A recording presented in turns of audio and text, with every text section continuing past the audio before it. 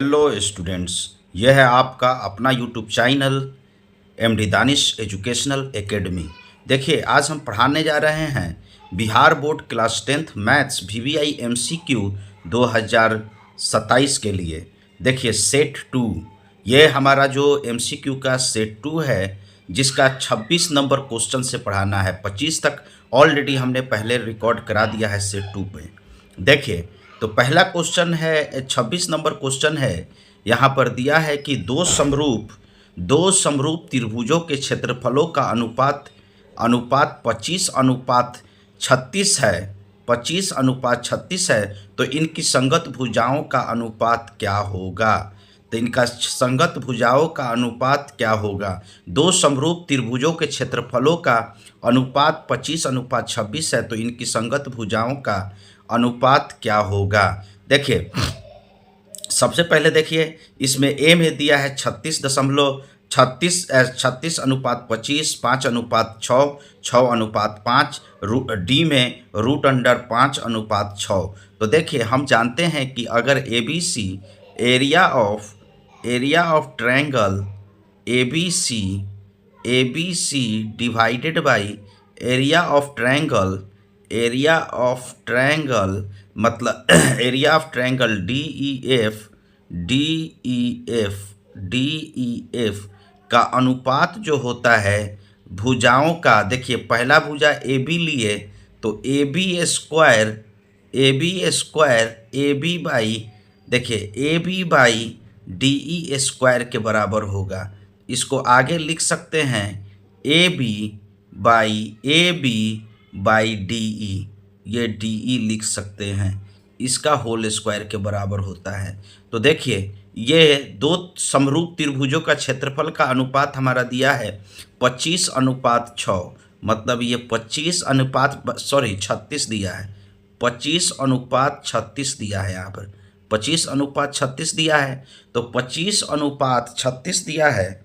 तो यहाँ पर समझिए, इधर से स्क्वायर हटाएंगे, इधर ये A B by D E है।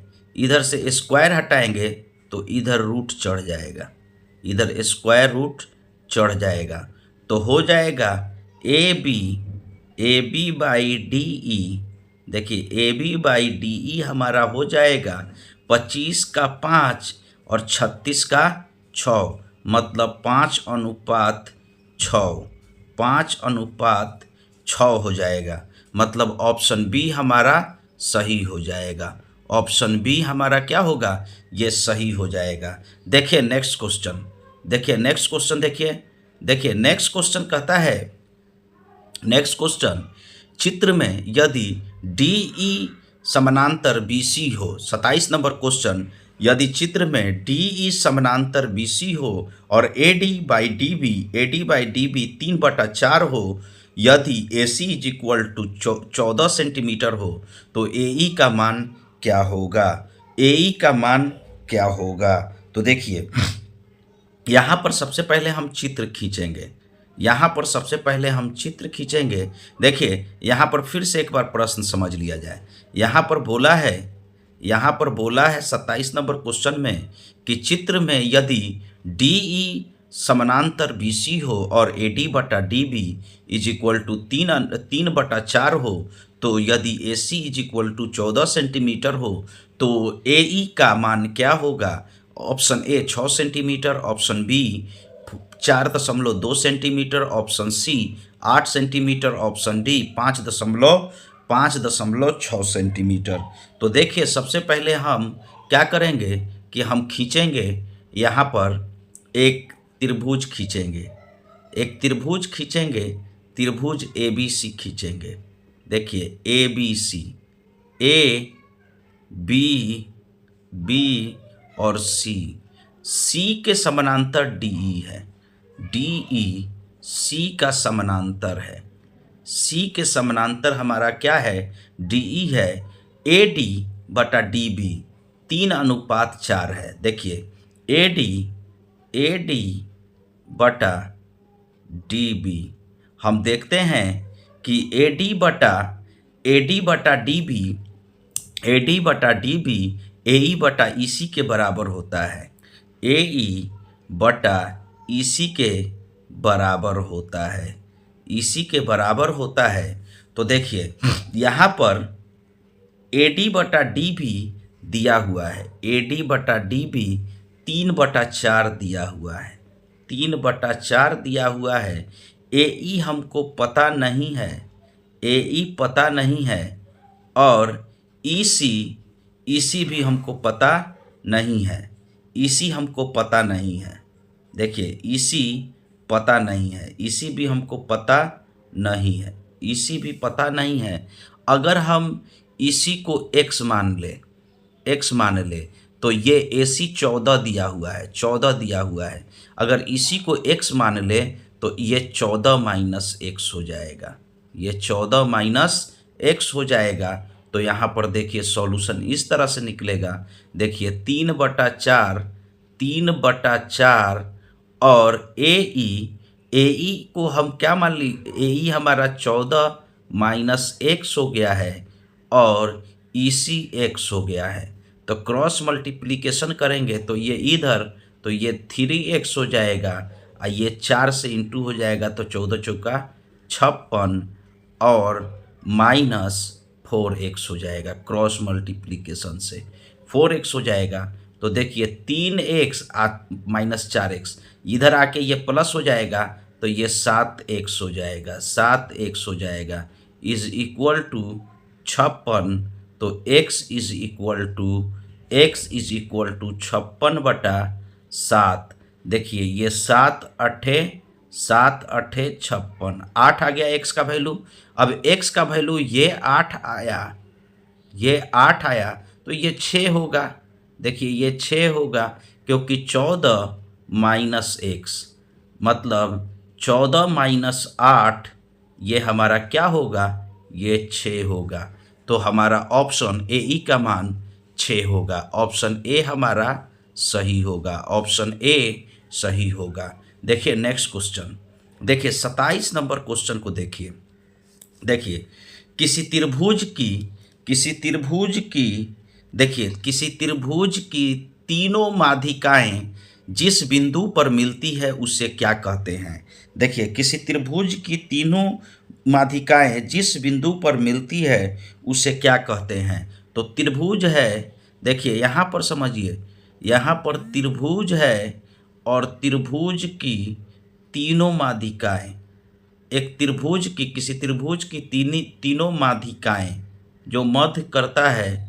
देखिए माध्यिकाएं अगर जिस बिंदु पर मिलती है, तीनों माध्यिकाएं जिस बिंदु पर मिलती है, देखिए ये बराबर है, ये बराबर मध्य होगा, ये बराबर होगा, ये बराबर होगा। इस बिंदु को क्या कहते हैं। तो हम इस बिंदु को सेंट्रॉइड कहते हैं, मतलब केंद्रक कहते हैं। ऑप्शन सी मतलब अंत केंद्रक नहीं कहते हैं, बाह्य केंद्रक नहीं कहते हैं, केंद्रक कहते, लंब केंद्रक नहीं कहते हैं, केंद्रक कहते हैं। जहाँ पर तीन बिंदु आपस में, तीन माध्यिकाएं, किसी त्रिभुज की तीन माध्यिकाएं आपस में जिस बिंदु पर मिलती है उसे क्या कहते हैं, केंद्रक कहते हैं। तो देखिए नेक्स्ट क्वेश्चन देखिए, देखिए क्वेश्चन नंबर 29, बिंदु -3 -5 किस पाद में स्थिर है। ऑप्शन ए प्रथम पाद, ऑप्शन बी द्वितीय पाद, ऑप्शन सी तृतीय पाद, ऑप्शन डी चतुर्थ पाद। किस पाद में स्थित है, मतलब -3। तो देखिए याद रखिएगा, सबसे पहले देखिए दो क्वाड्रेंट हम प्लस क्वाड्रेंट खींच लिए। इसमें फर्स्ट पाद में दोनों पॉजिटिव, x भी पॉजिटिव और y भी पॉजिटिव। दूसरा पाद में, पाद मतलब क्वाड्रेंट में देखिए x निगेटिव y पॉजिटिव। तीसरा में x भी निगेटिव y भी निगेटिव। चौथा में x पॉजिटिव y निगेटिव। तो देखिए यहाँ पर हमारा बिंदु दिया है -3 -5, मतलब दोनों निगेटिव, ये भी निगेटिव और ये भी निगेटिव। जब दोनों निगेटिव होता है तो किस क्वाड्रेंट में, थर्ड क्वाड्रेंट में तीनों निगेटिव। चौथा क्वाड्रेंट में एक्स पॉजिटिव वाई नेगेटिव। तो थर्ड क्वाड्रेंट में हमारा तीनों नेगेटिव होता है, तो तृतीय क्वाड्रेंट हमारा हो जाएगा तृतीय। देखिए नेक्स्ट क्वेश्चन, देखिए एक्स अक्ष पर किसी बिंदु का वाई निर्देशांक कोटि हमेशा कितना होता है। तो याद रखिएगा कि एक्स अक्ष पर वाई निर्देशांक हमेशा 0 होता है। एक्स अक्ष पर देखिए, एक्स अक्ष पर किसी बिंदु वाई का निर्देशांक हमेशा कितना होता है। तो याद रखिएगा option A 1, option B -1, option C 0, option D कोई भी संख्या। तो याद रखेंगे कि एक्स अक्ष पर अगर एक्सिस हम खींच दिए तो एक्स अक्ष पर एक्स अगर ये बिंदु ए है तो यहाँ याद रखिएगा एक्स का वैल्यू कुछ होगा लेकिन वाई हमेशा 0। एक्स पूरे एक्स अक्ष पर वाई क्या होता है 0 होता है। तो एक्स अक्ष पर किसी बिंदु वाई का निर्देशांक कोटि हमेशा कितना होता है। तो ऑप्शन ए में 1, option B -1, option C 0, option D कोई भी संख्या। तो याद रखिएगा एक्स अक्ष पर कोटि हमेशा 0 होता है। ऑप्शन सी हमारा सही हुआ, ऑप्शन सी सही हुआ। देखिए अगला क्वेश्चन देखिए, बिंदु पी एक्स वाई की बिंदु 0, 0 से दूरी निम्नलिखित में से कौन सी होगी। देखिए बिंदु पी एक्स वाई की बिंदु 0, 0 से दूरी निम्नलिखित में से कौन होगी। Option A x² + y², option B √x² + y², option C x + y, option D √x² - y²। तो याद रखिएगा मूल बिंदु अगर हम यहाँ पर खींचे तो मूल बिंदु हमेशा 0, 0 होता है। मूल बिंदु क्या होता है 0, 0। मूल बिंदु हमेशा 0, 0 होता है और 0, 0 और बिंदु P हमारा XY है। तो देखिए यहाँ पर हमारा OP जो दूरी होगा OP ये होगा √, देखिए x - 0, इसका x कोऑर्डिनेट में से इसका x कोऑर्डिनेट को घटाएंगे, x - 0 का स्क्वायर और y - ये 0 का स्क्वायर, y - 0 का स्क्वायर ये होगा। तो ये होगा हमारा √, 0 का स्क्वायर हटा देंगे तो x² + y² ये होगा। ऑप्शन हमारा बी सही होगा, √x² + y²। ऑप्शन बी हमारा सही होगा। ये बिहार बोर्ड के लिए बहुत VBI चैप्टर चल रहा है, याद रखिएगा कि इसको हमेशा अच्छे से कीजिएगा। देखिए अगला क्वेश्चन, बिंदुओं A-1, 3 और B5, 7 को मिलाने वाली रेखाखंड के मध्य बिंदु का निर्देशांक क्या होगा। देखिए बिंदुओं A-1, 3 और B5, 7 को मिलाने वाली रेखाखंड के मध्य बिंदु का निर्देशांक क्या होगा। ऑप्शन ए में 2, 5, ऑप्शन बी में 4, 5, ऑप्शन सी में 2, 2, ऑप्शन डी में 3, 5। तो याद रखिएगा सबसे पहले समझिए, पहले हम रेखा खींचेंगे। यहाँ पर रेखा खींच लिए, इसको समझिए। ये सब मैट्रिक एग्जाम के लिए बहुत VBI क्वेश्चन है। -1 और 3, -1, 3 और बी देखिए यहाँ पर बिंदु है 5, 7। मान लीजिए मिडिल पॉइंट कोई C है, मध्य बिंदु क्या है, मध्य बिंदु C है। तो C का कोऑर्डिनेट x y होगा, तो x निर्देशांक क्या होगा। तो देखिए इसका x मतलब -1 अब प्लस इसका y 5 अब /2, तो ये कितना हो जाएगा 4, 4 का आधा 2। देखिए y हमारा होगा, देखिए यहाँ पर -3 अब +7, 3 + 7 /2, 10 का आधा 5, तो ये बिंदु हो जाएगा 2, 3। तो मध्य बिंदु देखिए ऑप्शन कौन सा होगा, ऑप्शन ए में 2, 5 नहीं होगा, ऑप्शन बी में 4, 5 नहीं होगा, ऑप्शन देखिए ऑप्शन सॉरी यहाँ पर 2 5 होगा। देखिए ऑप्शन 2 5 यहाँ पर देखिए 2 5 x2 y 5 x2 y 5। तो देखिए ये ऑप्शन ए 2 5 यही होगा, ऑप्शन ए 2 5 यही होगा, ये तीनों नहीं होगा, ऑप्शन ए 2 5 ही होगा, हमारा मध्य बिंदु होगा। ठीक है, देखिए नेक्स्ट क्वेश्चन देखिए अगला क्वेश्चन है, यदि किसी त्रिभुज के शीर्ष 0 4 0 0 और 3 0 हो तो उसका क्षेत्रफल क्या होगा।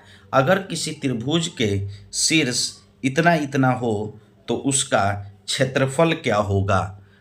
यदि किसी त्रिभुज के शीर्ष 0 4 0 0 और 3 0 हो तो उसका क्षेत्रफल क्या होगा। ए में 12, बी में 6, सी में 8, डी में 24। तो देखिए हम सबसे पहले इसका फिगर बनाते हैं। देखिए सबसे पहले हम इसका फिगर बनाते हैं।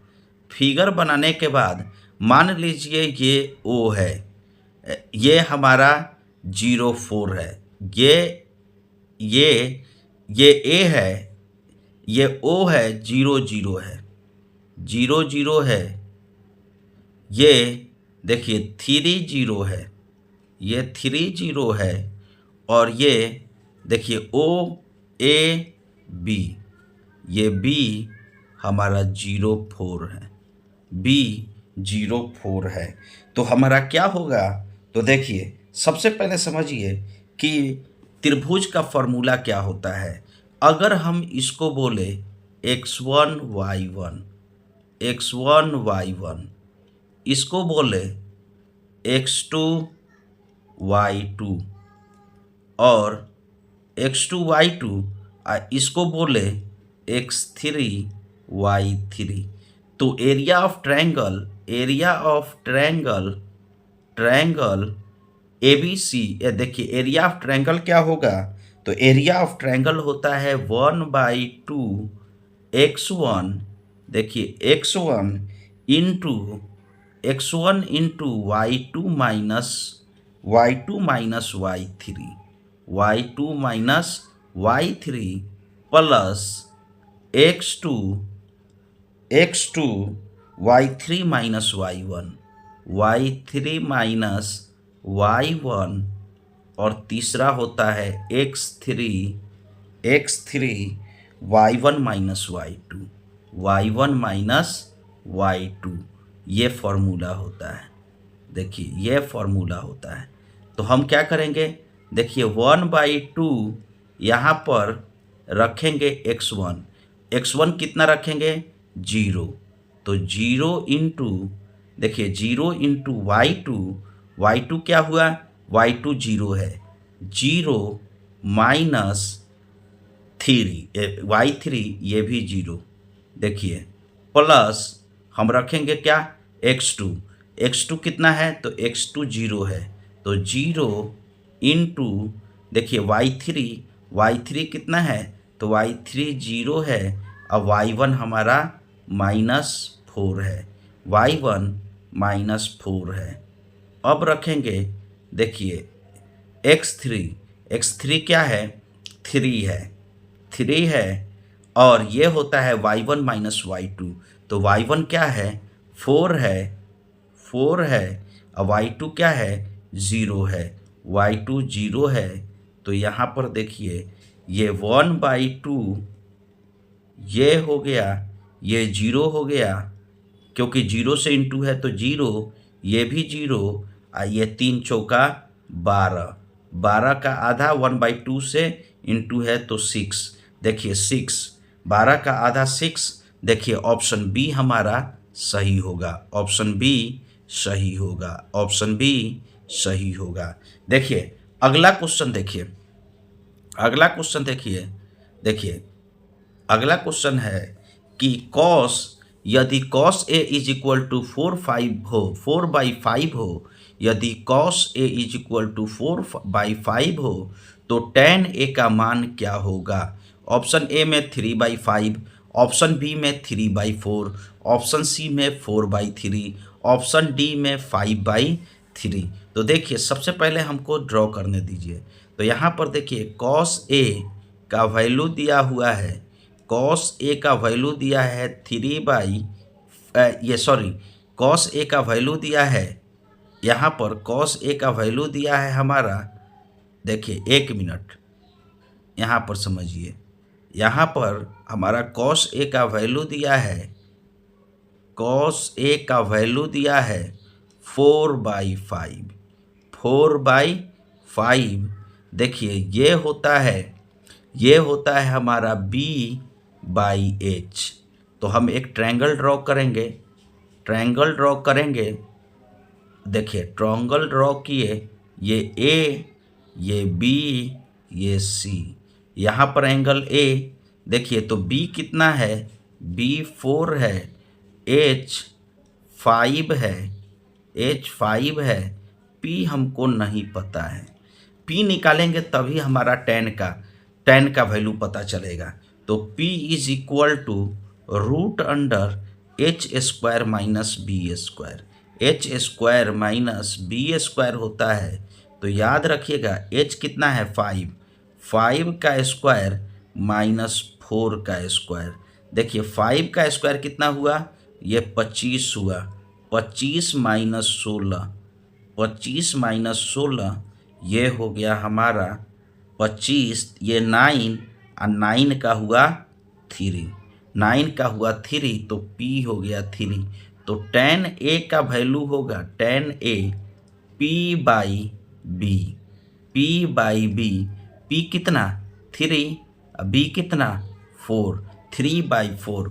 ऑप्शन बी हमारा, ऑप्शन बी सही होगा, ऑप्शन बी हमारा सही होगा, ऑप्शन बी सही होगा। देखिए नेक्स्ट क्वेश्चन, देखिए नेक्स्ट क्वेश्चन, देखिए 1 + tan² थीटा का मान निम्नलिखित में से किसके बराबर होगा। देखिए 35 नंबर क्वेश्चन, 1 + tan² थीटा का मान निम्नलिखित में से किसके बराबर होगा। ए में स्क्वायर थीटा के बराबर, बी में sec² थीटा के बराबर, सी में cosec² थीटा के बराबर, डी में cot² थीटा के बराबर। तो देखिए 1 +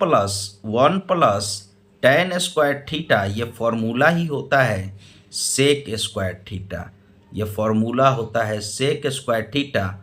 ऑप्शन बी हमारा सही होगा, ऑप्शन बी सही होगा। देखिए अगला क्वेश्चन, देखिए उसके बाद अगला क्वेश्चन, देखिए tan 1 tan 2, 36 number question, tan 1 degree, tan 2 degree, tan 3 degree dash dash dash tan 89 degree का मान क्या होगा। तो देखिए tan 1, यहाँ याद रखिएगा tan 1 और tan 89 ये दोनों मिलाकर 1 हो जाएगा, 2 और 88 दोनों मिलाकर 1 हो जाएगा। देखिए 3 और 87 दोनों मिलाकर 1 हो जाएगा। तो देखिए यहाँ पर दिया हुआ है, देखिए ये इसका वैल्यू 1 होगा, tan 1 degree, tan 2, tan 2, tan 3 dash dash dash tan 89। देखिए ये दोनों मिलाकर 1, फिर यहाँ इससे पहले वाला मिलाकर 1, देखिए ये सब 1 हो जाएगा, क्योंकि tan 1 को लिख सकते हैं, tan 1 को लिख सकते हैं tan 90 - 89, tan 90 - 89, तो tan 90 - 89 cot 89 होगा, cot 89 होगा। तो tan ये 89 हो गया, ये 89 हो गया, cot 89 हो गया, ये cot 89 हो गया, ये tan 89 हुआ। ये दोनों मिलाकर क्या होगा 1, फिर इसका मिलाकर 1, इसका मिलाकर 1, 1 × 1 × 1 सबका 1 आएगा। ऑप्शन 1 हमारा करेक्ट होगा, ऑप्शन बी करेक्ट होगा, मतलब 1 आंसर होगा। देखिए क्योंकि cot 89 और tan 89 ये हमारा 1 हो जाएगा, तो 1 tan 1 के लिए और tan 89 ये 1 हो जाएगा, 2 और 88 वो 1 हो जाएगा, tan 3 और tan 87 ये 1 हो जाएगा, करते करते पूरा 1 इंटू 1 हो जाएगा, तो 1 आंसर होगा, ऑप्शन बी सही होगा। देखिए नेक्स्ट क्वेश्चन हमारा tan a is equal to cot B, तो a प्लस बी का मान क्या होगा? Option A 0 degree, option B 45 degree, option C 90 degree, option D 60 degree.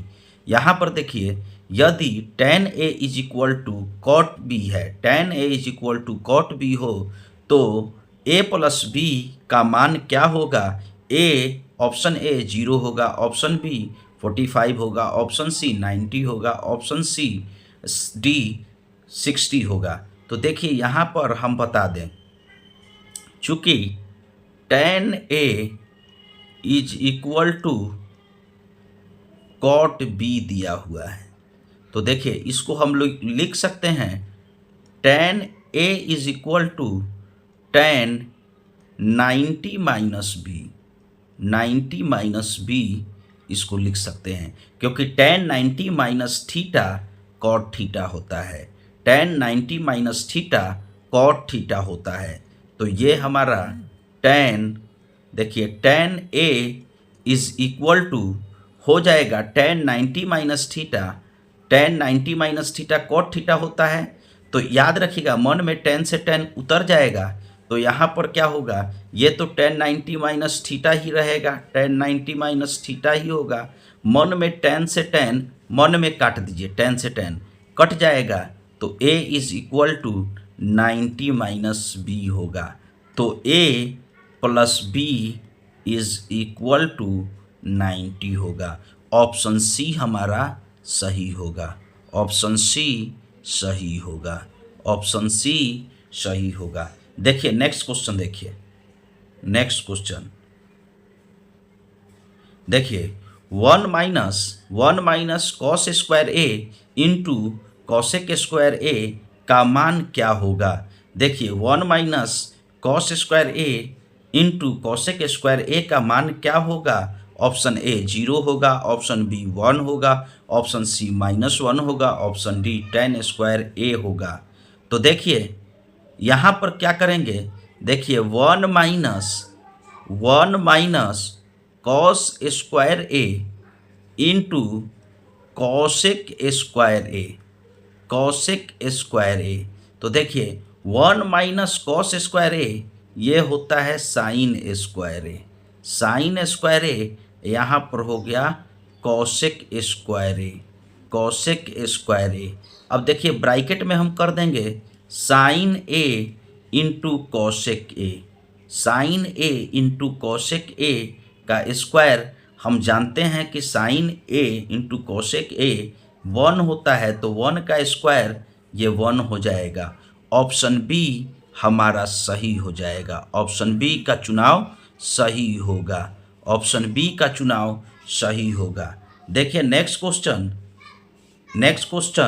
सूरज का उन्नयन कोण जब 45 डिग्री होता है तो एक खंभे की परछाई की लंबाई की ऊंचाई के बराबर होती है, बी में दुगुनी होती है, सी में आधी होती है, डी में √3 गुनी होती है। तो देखिए अगर सूरज का उन्नयन कोण, देखिए सूरज का उन्नयन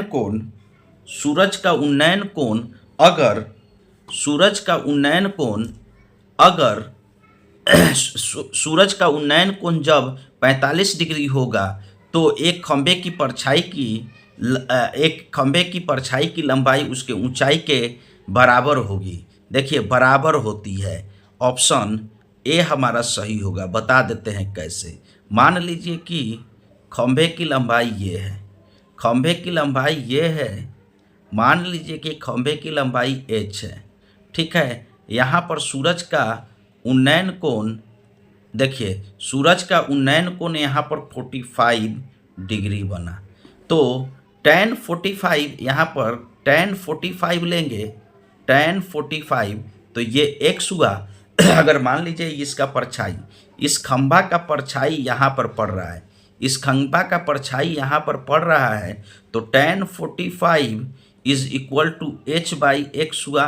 तो तो हमारा क्या होगा, tan 45 1 is equal to h by x.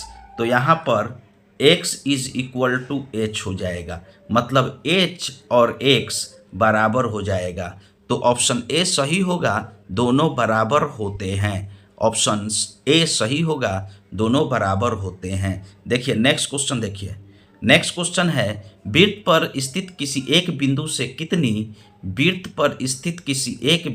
कितनी स्पर्श रेखाएं खींची जा सकती है।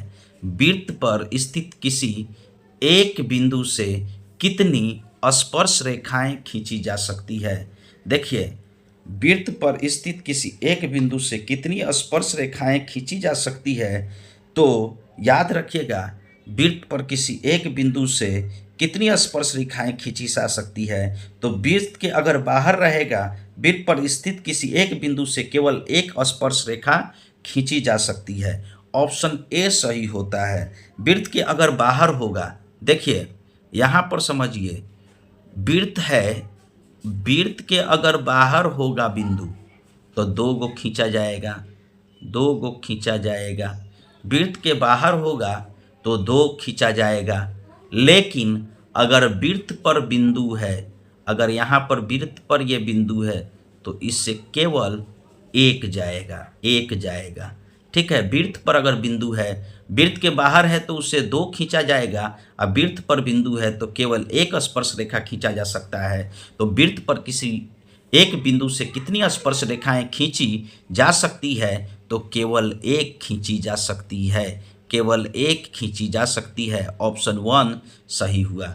देखिए यहीं पर क्या करेंगे, आज का वीडियो समाप्त करेंगे। मिलते हैं नेक्स्ट वीडियो में, और मेरा चैनल को आप सब्सक्राइब कीजिए। Thank you so much, have a nice day. देखिए VVI क्वेश्चन टेलीग्राम और व्हाट्सअप चैनल पर हम PDF के रूप में देंगे। इसके लिए आप मेरे टेलीग्राम चैनल और व्हाट्सअप चैनल से जुड़ जाएंगे, जिसका लिंक मेरा हर यूट्यूब वीडियो के या तो कमेंट में या तो डिस्क्रिप्शन में मौजूद होता है। Thank you so much, have a nice day.